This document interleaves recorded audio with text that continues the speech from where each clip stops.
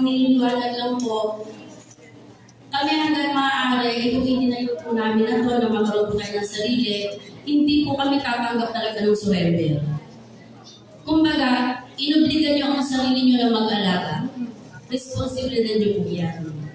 Hindi yung pag may sakit na ibibigay nyo, ipaampo mo. Hindi po ganoon. Siyempre, may natamdamin din po yung mga yan. So ngayon po, tulad nung pinatutulungan po kayo kung paano nakalabas, kung paano daw napunta, kapasabi na lang po kayo ni Sir.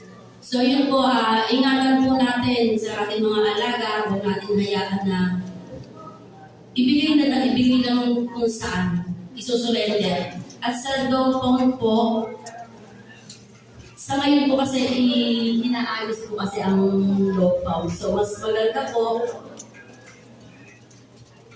alagaan po natin yung mga hayop natin, mga aso, pusa. Kasi sa ngayon inaayos po talaga, hindi po nila kaya i-accommodate lahat. Ginagawa po nila lahat para mas mapalaki, mas mabigyan ng servisyo yung mga taga-tagi. Kasi yan po hindi lang po sa barangay yan. Buong talig po ang hawak nila. Sana naiintindihan din po natin yun.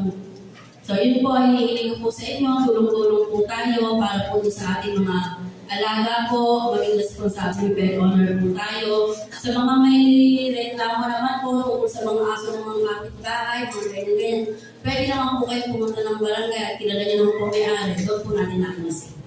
Yun lang po.